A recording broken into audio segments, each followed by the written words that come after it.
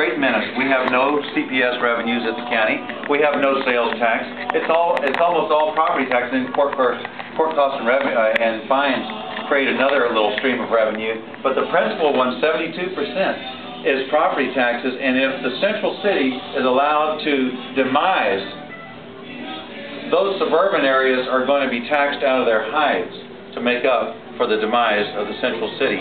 So you see, they're inextricably bound up in the calculus of how this community can work greatly. So, and I have never been afraid to cast a vote for a tax hike where I thought it was compelling and necessary. I don't believe you get something for nothing. I know there are plenty of politicians who want to tell you that, and I've always been told if somebody wants to give you something for nothing, run from them, because it's going to be there's going to be a problem. Responsibilities.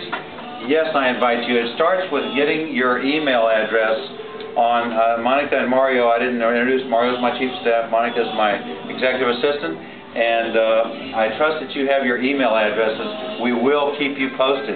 We do need your help. And I don't care what your situation is, everybody has something to give. How do we prove we're serious? You know, when we talked about the initial proposal, which was going to go to Harlandale at that time, we had $5 million for the Commissioner's Court that we intended to kick things off with, Joe. And I can't imagine that we would shrink from that same sort of gesture. But, you know, and Chico Rodriguez just told me a few minutes ago, you know, he's with us. He's with us. Which I thought was an act of graciousness, because I think he really did want the Harlandale thing. We all love things as close to us as we can get, but then there's the great convergence here.